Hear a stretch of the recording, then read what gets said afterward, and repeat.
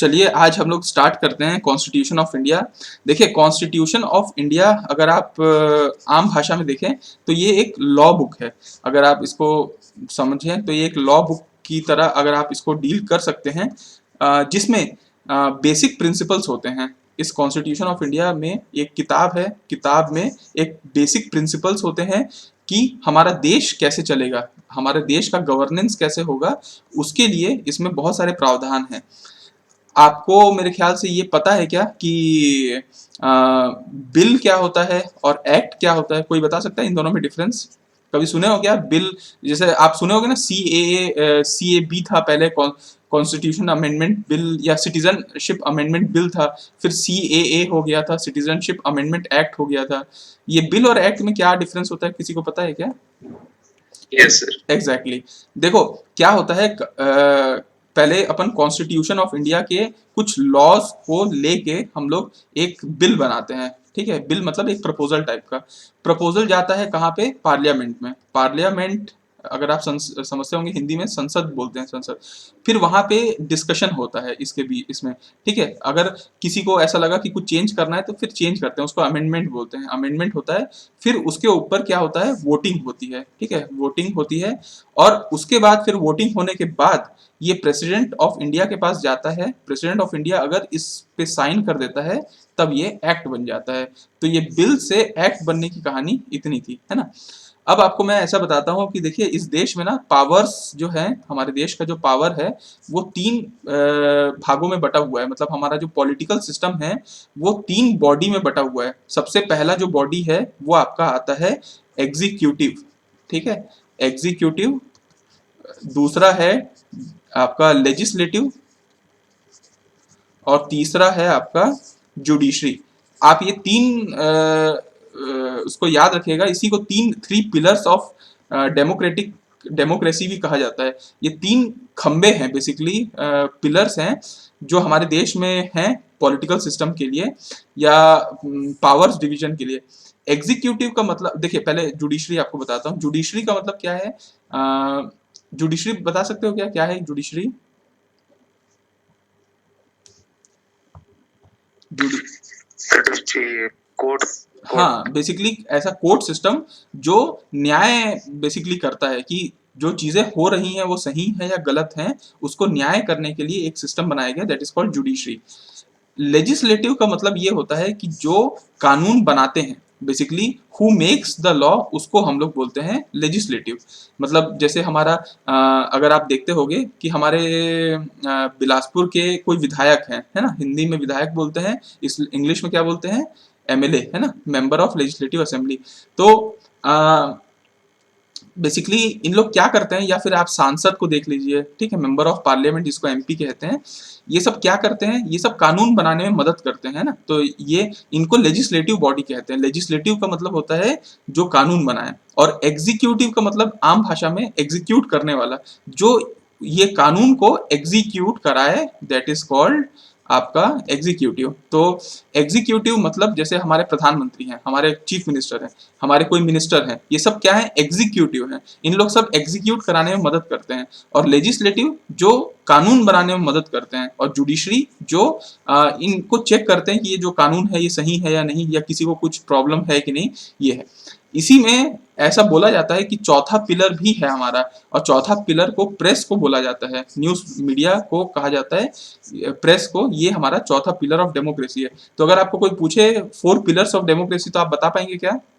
चलो आगे बढ़ते हैं हम लोग, और हम लोग देखते हैं कि देखिए अगर हम लोग ये पावर्स का डिस्ट्रीब्यूशन देखें कि ये पावर्स कैसे कैसे बटा हुआ है सेंटर और स्टेट के बीच में, तो आप जानते हैं ना कि एक जो गवर्नमेंट होती है वो सेंटर गवर्नमेंट होती है, मतलब जो सेंट्रल लेवल पे है, और एक होती है जो स्टेट गवर्नमेंट होती है। ठीक है, तो अब इन सेंटर जो गवर्नमेंट है उनके पास अपनी पावर है, स्टेट गवर्नमेंट के पास अपनी पावर है। तो ये ना एक लिस्ट में लिखा हुआ है कि इसके पास ये पावर, इसके पास ये पावर, जिसको हम लोग हिंदी में सूची कहते हैं, इस इंग्लिश में लिस्ट कहते हैं। तो लिस्ट डिस्ट्रीब्यूशन हो रखा है। सेंटर वाले लिस्ट को बोलते हैं यूनियन लिस्ट, और जो स्टेट के पास होता है उसको बोलते हैं स्टेट लिस्ट। ठीक है, अब आपको आगे बढ़ता हूँ और मैं बोलता हूँ कि चलिए देखिए, ये जो यूनियन लिस्ट है ये कौन बनाता है, इसमें जो कानून होते हैं यूनियन लिस्ट में वो पार्लियामेंट में बनता है। संसद ये जो इसके कानून होते हैं यूनियन लिस्ट में, जो जो भी चीज लिखा हुआ है उसके कानून कहाँ बनते हैं, पार्लियामेंट में, मतलब दिल्ली में। दिल्ली में संसद भवन है, तो वहां पे ये बनता है। और इसको कौन बनाता है, इसको बनाता है लेजिस्लेटिव जो बॉडी है वो बनाती है, और एग्जीक्यूट करती है एग्जीक्यूट, ठीक है। एग्जीक्यूट कौन करती है, सेंट्रल गवर्नमेंट एग्जीक्यूट करती है। वैसे ही अगर स्टेट गवर्नमेंट की अगर आप बात करें स्टेट लिस्ट को, तो ये स्टेट लिस्ट का जो कानून होता है वो कहाँ बनता है, स्टेट के अपने लेजिस्लेटिव असेंबली में। तो स्टेट का लेजिस्लेटिव असेंबली को हिंदी में विधानसभा कहते हैं ना, विधानसभा बेसिकली कहते हैं। और इसको लोकसभा भी कहते हैं, लोकसभा चुनाव जो अपन बोलते हैं। हालांकि जो ये पार्लियामेंट है वो पार्लियामेंट, संसद हिंदी में संसद भवन कहते हैं बेसिकली, संसद भवन में सब आ जाता है। और यहाँ पे हमारा जो जहाँ कानून बनता है इसको विधानसभा कहते हैं, इंग्लिश में स्टेट लेजिस्लेटिव असेंबली कहते हैं। तो और इसको एग्जीक्यूट कौन कराता है, इसको इसका जो कानून बनता है इसको एग्जीक्यूट कराने के लिए हमारा खुद का स्टेट गवर्नमेंट मौजूद है, तो स्टेट गवर्नमेंट बिल्कुल कराती है। ऐसी भी कुछ चीजें होती हैं जो सेंटर भी करती है और स्टेट भी करती है, उस लिस्ट को बोलते हैं कॉन्करेंट लिस्ट। जैसे कि अब आप बताइए, एक रिवर है, रिवर एक राज्य से दूसरे राज्य बहता रहता है, तीसरे राज्य बहता रहता है। तो ये क्या हो जाता है, ऐसा कोई भी चीज, जैसे फॉरेस्ट है, अब पेड़ों को थोड़ी मालूम कि भैया छत्तीसगढ़ में ही रहना है या छत्तीसगढ़ के बाहर जाओगे तो काट दिए जाओगे, ऐसा थोड़ी होता है। फॉरेस्ट तो अपना उगते रहते हैं उगते रहते हैं। तो जो चीज एक राज्य से दूसरे राज्य में ऐसा फैला रहता है, वो एक राज्य के स्टेट लिस्ट में नहीं आता, उसको कॉन्करेंट लिस्ट में डाला जाता है। वो मतलब उसको स्टेट भी संभालती है, उसको यूनियन भी संभालती है, ठीक है। अब मैं आपको एक, जिनको नहीं पता होगा उनको मैं बता देता हूँ कि ये जो पार्लियामेंट होता है, पार्लियामेंट अगर आपको नहीं पता तो पार्लियामेंट ऐसा पार्लियामेंट है, मान लो ऐसे में बना दिया गोल सा। इसमें ना दोनों प्रकार के लोग आते हैं इस पार्लियामेंट में। कौन एंटर कर सकता है, जो इसका इसका जो मेंबर होगा इस पार्लियामेंट का, वो क्या कहलाएगा, मेंबर ऑफ पार्लियामेंट, जिसको हम लोग शॉर्ट फॉर्म पे एमपी बोलते हैं और हिंदी में बोलते हैं सांसद। तो अगर आपके यहाँ कोई सांसद का आप चुनाव करते हैं तो आप क्या करते हैं, मेंबर ऑफ पार्लियामेंट का चुनाव करते हैं। मतलब इस पार्लियामेंट में उसको ऑथराइज कर देते हैं कि भैया मैं तो नहीं जा पा रहा हूँ, लेकिन मेरे बदले आप चले जाओ। तो ऐसे 10 लाख लोगों के बदले एक बंदा चला जाता है उसका रिप्रेजेंटेटिव बनने, उसको मेंबर ऑफ पार्लियामेंट बोलते हैं, हिंदी में सांसद बोलते हैं। अब ये मेंबर ऑफ पार्लियामेंट, पार्लियामेंट ना दो भागों में बटा हुआ है। एक जो भाग है उसका वो है लोकसभा, और एक भाग है उसका राज्यसभा। मतलब ऐसा नहीं है कि वहां पे पार्लियामेंट में आप जाओगे तो कोई कहीं दीवार बनी हुई है कि इधर लोकसभा होगा इधर राज्यसभा, ऐसा नहीं है। अलग अलग डे पे या अलग अलग सेशन पे इन लोगों का प्रोसीडिंग होता रहता है। तो लोकसभा के लिए जो लोग होते हैं, जो लोकसभा में पार्टिसिपेट करते हैं उनको भी एमपी कहते हैं, और जो राज्यसभा में पार्टिसिपेट करते हैं उनको भी एमपी कहते हैं, क्योंकि है तो ये पार्लियामेंट के अंदर में ही, तो मेंबर ऑफ पार्लियामेंट ही ये कहलाते हैं, है ना। लेकिन लोकसभा के जो एमपी होते हैं या लोकसभा के जो सांसद होते हैं, उसका जो चुनाव होता है बेसिकली, ठीक है, उसका इलेक्शन होता है और उसमें आप वोट देने जाते हो, ये चीज को याद रखिएगा। मतलब जैसे अगर बिलासपुर की बात करें तो बिलासपुर में अभी अरुण साव करके हैं, अरुण साव जी को वोट देने हम लोग गए होंगे, मतलब भले इन्हीं को नहीं या किसी को भी देने गए होंगे, लेकिन हम लोग ने लोकसभा चुनाव में वोट देने गए होंगे। और जब लोकसभा चुनाव में ऐसे बहुत सारे लोग चुनाव में जब जीत जाते हैं, बनते हैं, तो उसमें देखते हैं कि किसकी मेजोरिटी है, जिस जिस पार्टी की मेजोरिटी है उसका एक नेता को जो उस पार्टी वाले लोग प्रोजेक्ट करते हैं, उस नेता को उस पूरे उसका हेड बना दिया जाता है, जिसको प्राइम मिनिस्टर कहते हैं, है ना। तो प्राइम मिनिस्टर, हमारे देश में डायरेक्ट वोटिंग नहीं होती कि हम प्राइम मिनिस्टर के लिए वोट देने जा रहे हैं। हालांकि ऐसा माहौल बन चुका है कि हम लोग किसी एक इंसान के लिए वोट देने जाते हैं आजकल, लेकिन वैसा नहीं होता। हम लोग किसी पार्टी के लिए वोट देने जाते हैं, उस पार्टी के एमपी के लिए वोट देने जाते हैं। कायदे से हम एमपी के लिए वोट देने गए, ऐसे बहुत सारे एमपी मिलके अगर एक पार्टी के हैं तो उन लोग डिसाइड कर लेते हैं कि हमारा मिनिस्टर, प्राइम मिनिस्टर कौन होगा, फिर वो प्राइम मिनिस्टर बनता है। और ये राज्यसभा जो होता है, राज्यसभा, इसके जो एमपी होते हैं या सांसद होते हैं, इसको आप वोट देने नहीं जाते, याद रखिएगा। राज्यसभा के जो सांसद होते हैं उसको आप वोट देने नहीं जाते, लेकिन इनडायरेक्टली आप वोट देने देते हो। क्यों? क्योंकि राज्यसभा बेसिकली हर राज्य से आता है। लोकसभा में भी हर राज्य से ही आता है, लेकिन राज्यसभा में क्या है ना, फिक्स सीट है। मान लीजिए छत्तीसगढ़ से 5 राज्यसभा की सीट है, ठीक है, 5 सीट है जो राज्यसभा के लिए फिक्स है, जो छत्तीसगढ़ से आना है। ये 5 लोगों को आप वोट नहीं दोगे, लेकिन आप जिनको जिनको वोट दिया होगे ना, अपने एमएलए वगैरह को वोट दिया होगे, उन लोग फिर इसको वोट देंगे। उन लोग, मान लो ऐसे हमारे यहाँ छत्तीसगढ़ में 90 एमएलए हैं, टोटल 90 सीट है हमारे यहाँ एमएलए की। अब 90 में अगर आप डिवाइडेड बाय 5 करेंगे तो कितना आएगा, 5 1 जा 5 और 4 5 8 जा 40, है ना। तो जब 18 एमएलए अगर किसी एक इंसान को बोल दिए कि भैया यही हमारा कैंडिडेट, इसी को जितवाना है, तो वो एक उसको जितवा सकता है। तो अल्टीमेटली क्या हुआ, आपने एमएलए को वोट दिया था अपने विधानसभा के लिए, एमएलए ने जाके इधर वोट दे दिया, तो इनडायरेक्टली आप वोट देते हो, लेकिन डायरेक्टली आप किसी राज्यसभा के सांसद के लिए वोट नहीं देते हो, ठीक है। लोकसभा, राज्यसभा, लोकसभा को हाउस ऑफ द पीपल कहा जाता है, हाउस ऑफ द पीपल, क्योंकि ये लोगों की सभा है, लोग डायरेक्टली चुनते हैं इनको, इसलिए house of the people. Rajya Sabha को हाउस ऑफ द स्टेट्स कहा जाता है, ठीक है, क्योंकि स्टेट के जो एमएलए लोग होते हैं वो इनको चुनते हैं। अपर हाउस भी इसको कहा जाता है, और लोअर हाउस इसको कहा जाता है बेसिकली, क्योंकि जो एज लिमिट होती है इसमें मिनिमम एज 30 साल होनी चाहिए। 30 साल के ऊपर वाले ही इसमें सांसद बन सकते हैं राज्यसभा में, जबकि 25 साल से ऊपर वाले लोकसभा में सांसद बन सकते हैं, इसलिए इसको लोअर हाउस कहा जाता है, इसको अपर हाउस कहा जाता है, ठीक है। इसके बाद आगे हम लोग देखते हैं। अब देखिए, आपको अगर ये थोड़ा मोड़ा अंडरस्टैंडिंग हो गया होगा कि देश में एमपी, लोकसभा, एमपी, राज्यसभा कैसे होते हैं, तो चलिए मैं आपको स्टेट के बारे में भी बता देता हूँ।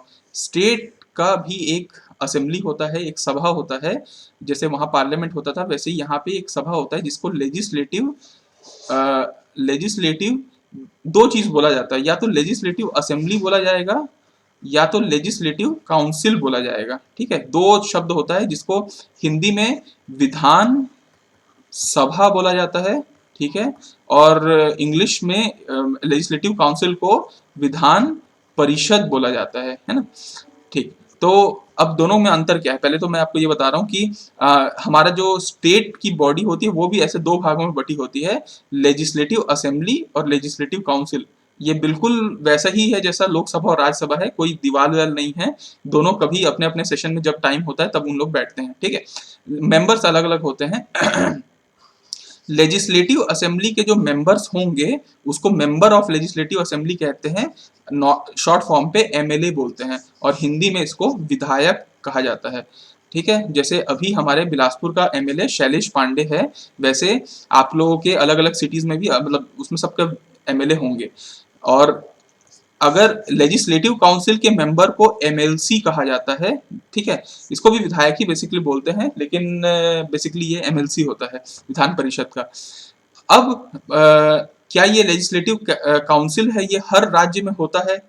तो नहीं, ये हर राज्य में नहीं होता, ये सिर्फ अभी 7 राज्यों में मौजूद है, और बड़े बड़े राज्यों में ही है, जैसे महाराष्ट्र हो गए, तेलंगाना हो गया, आंध्र प्रदेश हो गया, यूपी हो गया, बिहार हो गया, ऐसे बड़े बड़े राज्यों में ही लेजिस्लेटिव काउंसिल है। आपको अगर याद होगा तो योगी आदित्यनाथ उस समय क्या थे, एमपी थे, वो गोरखपुर से क्या बने थे, एमपी बने थे, मेंबर ऑफ पार्लियामेंट, सांसद थे वो, लेकिन उनकी पार्टी जीत गई, यूपी में बीजेपी जीती है, तो उससे क्या हुआ कि उनको सीएम कैंडिडेट बनाने की घोषणा हुई।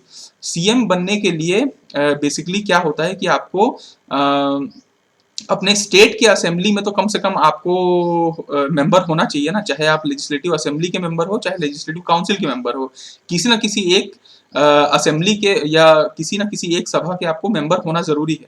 योगी आदित्यनाथ किसी भी सभा के मेंबर नहीं थे उस समय। अब लेजिस्लेटिव असेंबली का तो चुनाव होता है, आप एमएलए का तो चुनाव कराते हैं ऑन द स्पॉट, उस समय चुनाव होना नहीं था क्योंकि सारा चुनाव तो हो चुका था, तो और योगी आदित्यनाथ तो खड़े नहीं थे, तो वो एमएलए तो बन नहीं सकते थे। अब बात थी ये लेजिस्लेटिव काउंसिल बनने की।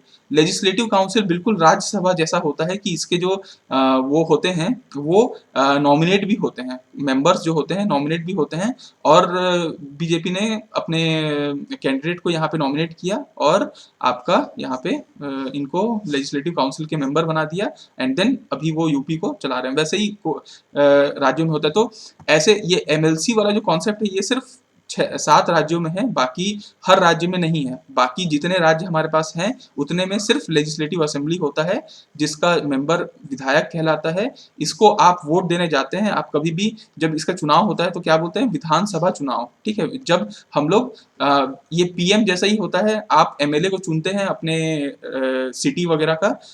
जब सारे एमएलए एक साथ बैठते हैं, अगर जिस पार्टी की मेजोरिटी रहती है वो पार्टी के एमएलए लोग डिसाइड करते हैं कि हमारा नेता कौन होगा, और उस नेता को हम लोग सीएम के रूप में जानते हैं। तो सीएम ऐसे बनता है और ये ऐसे होता है। तो मेरे ख्याल से अभी आपको ये दोनों चीज समझ में आया क्या। एमएलसी कैसे सेलेक्ट होता है, एमएलसी के बहुत सारे टर्म्स है, जैसे कि इसका 1/6 पार्ट ना टीचर्स कम्युनिटी से सेलेक्ट होता है, इसका 1/6 पार्ट नगर निगम से सेलेक्ट होता है, इसका 1/12 पार्ट किसी गवर्नर से नॉमिनेट होता है। ऐसे इसके कुछ मतलब टर्म्स हैं, उसके बेसिस पे इसके जो हैं वो सेलेक्ट होते हैं। मतलब ये इसको चुनाव अपन नहीं करते, लेकिन पर्टिकुलर बॉडीज से ये आते हैं, सोसाइटीज से आते हैं ये। अब मैं आपको कुछ ना कहानी, अगर आप सुनना चाहो तो मैं हल्का फुल्का कहानी आपको बस बता देता हूँ, थोड़ा सुनना।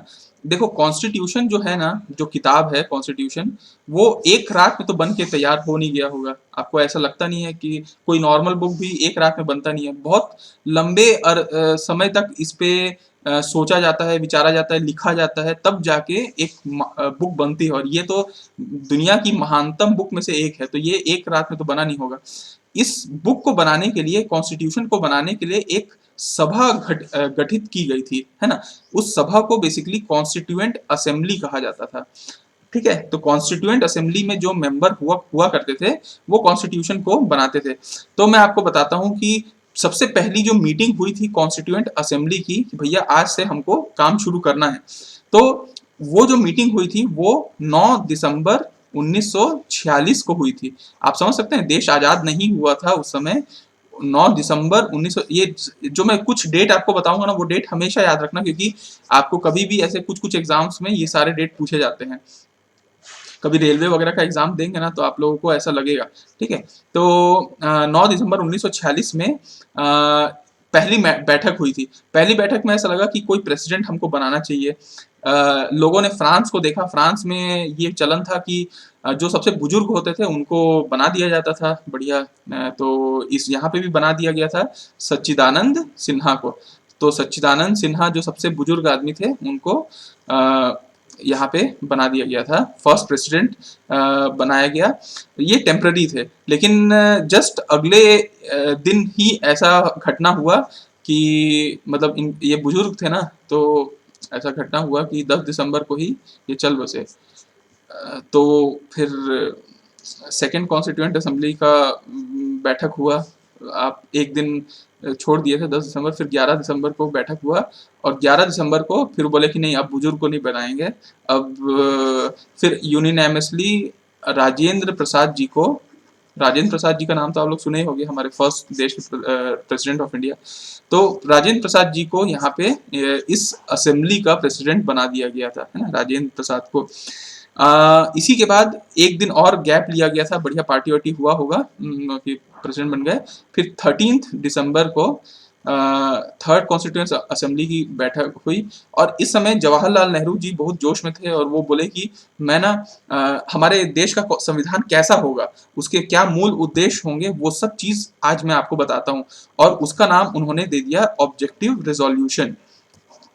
ऑब्जेक्टिव रेजोल्यूशन, जो आज अगर आप कॉन्स्टिट्यूशन देखेंगे तो आज हम लोग इसको प्रियम्बल के रूप में जानते हैं। प्रियम्बल संविधान के सबसे पहले पेज में लिखा रहता है। जो आप कहीं पे भी जाएंगे ना, हमारे कॉलेज में सब जगह प्रियम्बल लगा रहता है। 26 नवंबर को कॉन्स्टिट्यूशन डे मनाया जाता है, उसमें प्रियम्बल को बोला जाता है। तो प्रियम्बल बेसिकली इसी ऑब्जेक्टिव रेजोल्यूशन का पार्ट था, जो जवाहरलाल नेहरू साहब ने 13 दिसंबर को रखा था सबके सामने, कि हमारा ऑब्जेक्टिव, हमारा उद्देश्य क्या होगा, कॉन्स्टिट्यूशन बना के हमको मिलेगा क्या।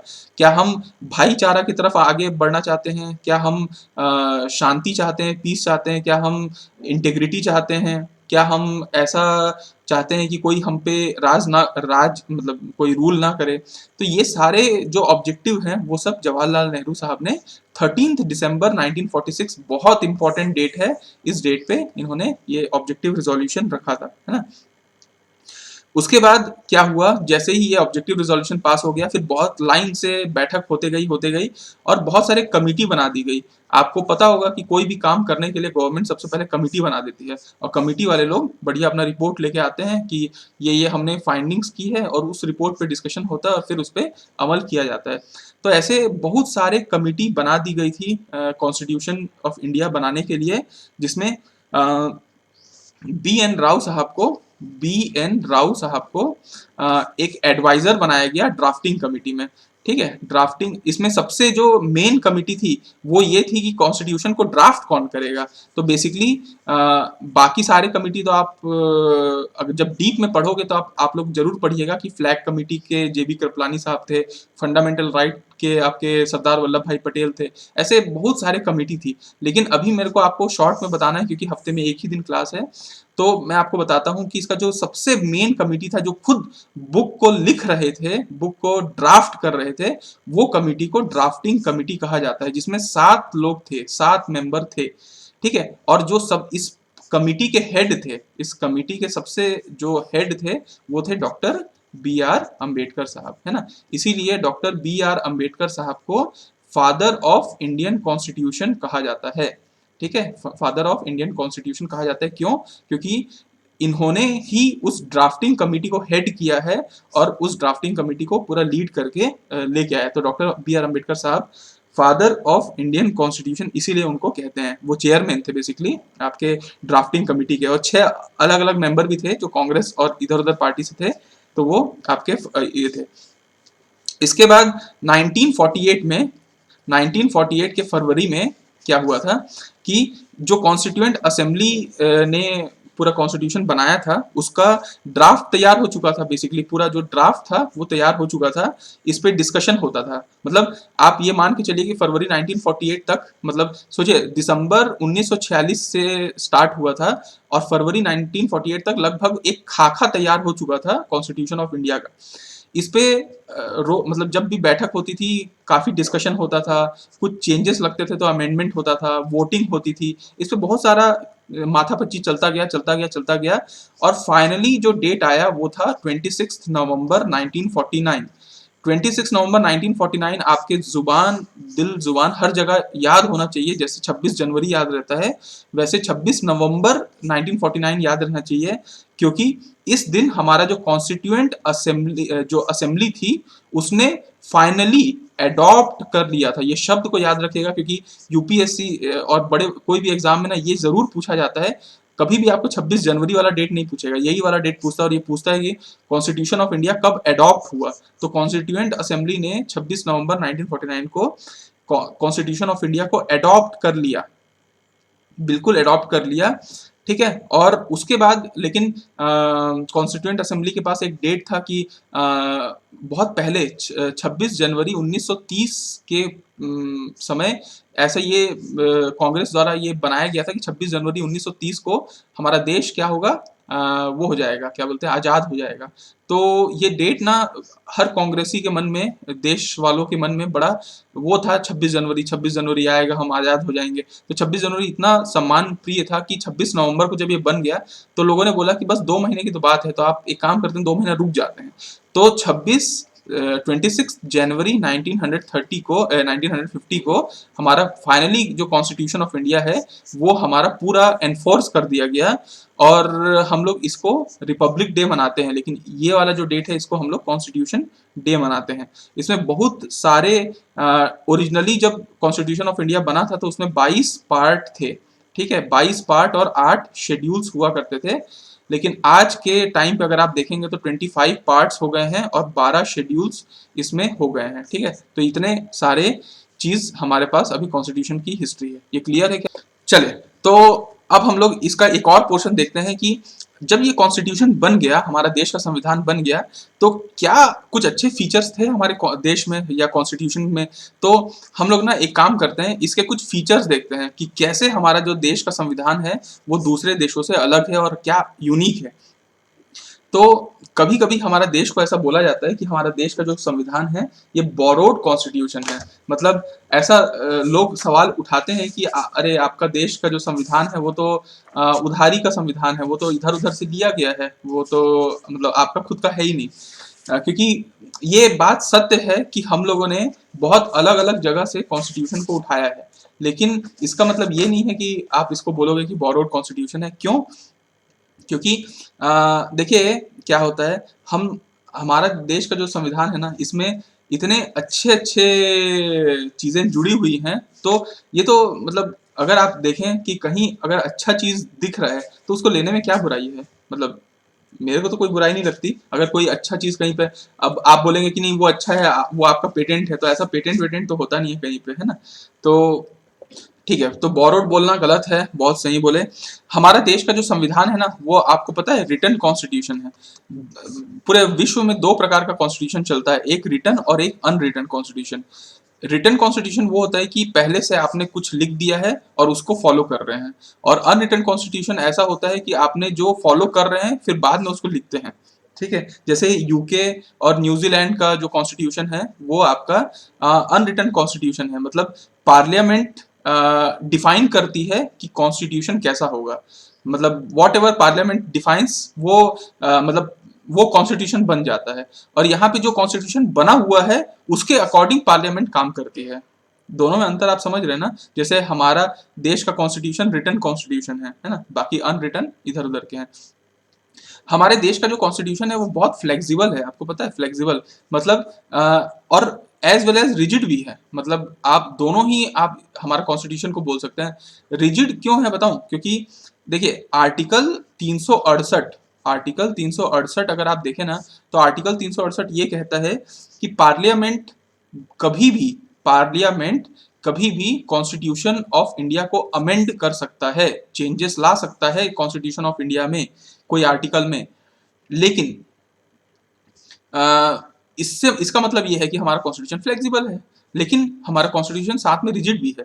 हमारा कॉन्स्टिट्यूशन साथ में रिजिड इसलिए है क्योंकि कुछ प्रोविजन हमारे कॉन्स्टिट्यूशन में ऐसे हैं जिसको कभी भी चेंज नहीं किया जा सकता, पार्लियामेंट कभी भी चेंज नहीं कर सकती। सुप्रीम कोर्ट इस चीज को बोलती है theory of basic structure, theory of basic structure.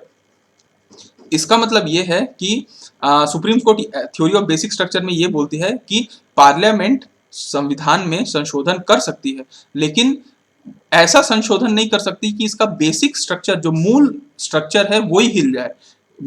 जो कॉन्स्टिट्यूशन का मूल स्ट्रक्चर क्या है कि लोगों में भाईचारा हो, इक्वालिटी हो, फ्रेटर्निटी हो, सब चीज हो, वो मूल स्ट्रक्चर चेंज ना हो जाए, ये संशोधन पार्लियामेंट नहीं कर सकती।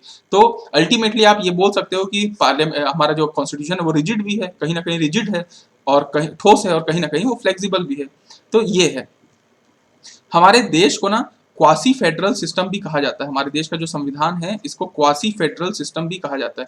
क्वासी फेडरल का मतलब क्या? देखिए एक टाइप का सिस्टम क्या होता है, यूनिटरी, यूनिटरी सिस्टम, और एक होता है फेडरल सिस्टम। यूनिटरी सिस्टम का मतलब मैं आपको बता रहा हूँ, यूनिटरी का मतलब होता है जहाँ पे सेंटर बड़ा होता है स्टेट गवर्नमेंट से। मतलब जैसे हमारा देश अभी लगभग वैसे चल रहा है कि सेंट्रल गवर्नमेंट जो बोलते हैं वही स्टेट गवर्नमेंट होता है, जो बोलता है वही होता है, ठीक है। यूनिटरी का ये भी होता है कि सिंगल सिटीजनशिप होता है। भारत देश जैसे देश में एक ही सिटीजन, जैसे अगर हमारा देखोगे तो हमारा एक ही, हम भारत देश के ही नागरिक है ना, हमको नागरिकता सिर्फ भारत देश की मिलती है, ठीक है। जैसे यूएस में आप जाओगे तो यूएस में क्या होता है कि स्टेट्स का भी अपना सिटीजनशिप होता है और कंट्री का अपना सिटीजनशिप होता है। तो वहां पे जो फेडरल सिस्टम होते हैं उसमें डुअल सिटीजनशिप चलता है, ठीक है, डुअल सिटीजनशिप। और वहां पे सेंटर जो होती है ना वो छोटी होती है, स्टेट आपकी बड़ी होती है, स्टेट के पास ज्यादा पावर होता है सेंटर के पास से, उसको बोलते हैं फेडरल सिस्टम। और हमारा जो मतलब सेंटर ज्यादा बड़ा होता है स्टेट से, तो वो होता है सिंगल सिटीजनशिप, ठीक है। यहाँ पे क्या होता है, मतलब खैर चलो, कोर्ट तो हर टाइप के सिस्टम में कोर्ट्स सब रहते ही, अथॉरिटी रहते हैं, लेकिन हमारा जो कॉन्स्टिट्यूशन है वो कहीं ना कहीं ये सेंट्रल यूनिटरी सिस्टम को फॉलो करता है, ठीक है। लेकिन कुछ कुछ मायने में हमारा जो देश है वो फेडरल सिस्टम को भी फॉलो करता है, ठीक है। फेडरल सिस्टम में कई बार ऐसे जैसे लिखा रहता है, फेडरल सिस्टम का मतलब होता है कि क्या बोलते हैं, जुडिशरी इंडिपेंडेंट होगा, कॉन्स्टिट्यूशन रिटर्न होगा, ठीक है, पावर्स अलग अलग सेपरेट सेपरेट रहेंगे, एग्जीक्यूटिव के अलग, लेजिस्लेटिव के अलग। तो हमारा देश कहीं ना कहीं फेडरल को भी थोड़ा थोड़ा फॉलो करता है, कहीं ना कहीं यूनिटरी को भी फॉलो करता है, इसीलिए हमारा देश जो है कॉन्स्टिट्यूशन उसको क्वासी फेडरल बोलते हैं, आधा आधा फेडरल टाइप का। तो हालांकि ये शब्द क्वासी फेडरल कहीं हमारे कॉन्स्टिट्यूशन में लिखा हुआ नहीं है, लेकिन फिर भी ऐसा नेचर वाइज माना जाता है कि ये क्वासी फेडरल है, ठीक है। ओके, तो चलो आज ना मैं बस एक लास्ट टॉपिक और पढ़ाता हूँ आप लोगों को, प्रियम्बल। उसके बाद आज मैं आप लोगों को छोड़ दूंगा, फिर हम लोग नेक्स्ट क्लास में ना एक एक पार्ट के अंदर घुसेंगे, पार्ट 1, पार्ट 2, पार्ट 3, और सबसे मेन जो पार्ट है ना, पार्ट 5 है, वो पूरे आधा 90% कॉन्स्टिट्यूशन पार्ट 5 ही है। तो हम लोग मेनली ना 2 पे फोकस करेंगे, पार्ट 3 और पार्ट 5। पार्ट 3 और पार्ट 5 अगर आप समझ गए तो आपको पूरा 80% 90% कॉन्स्टिट्यूशन समझ में आ जाएगा। पार्ट 3 बेसिकली होता है फंडामेंटल राइट्स, जो आपके मूल अधिकार है, मौलिक अधिकार, और आपके पार्ट 5 में आपका आता है एग्जीक्यूटिव। एग्जीक्यूटिव को याद रखिएगा, एग्जीक्यूटिव इसी में एग्जीक्यूटिव ही है बेसिकली। तो एग्जीक्यूटिव को आप अच्छे से समझ लीजिए, फिर आपका काम बन जाएगा। और आज मैं बस आपको लास्ट प्रियम्बल बस पढ़ा देता हूँ, प्रियम्बल को पढ़ लीजिए, उसके बाद अपन चलते हैं। क्लियर है?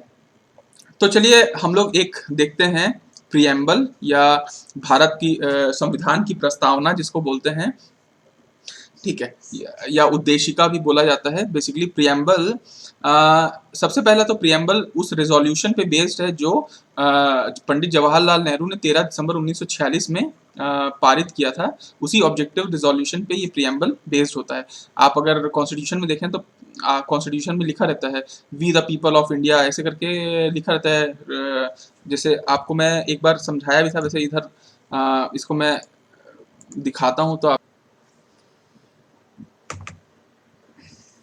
Yes sir. ठीक है, तो आज हम लोगों को आप इतना ही पढ़ते हैं, अपन मोस्टली 1 सवा घंटा पढ़ लिए हैं। तो मैं मेरे ख्याल से 32 मिनट की रिकॉर्डिंग हो गई है।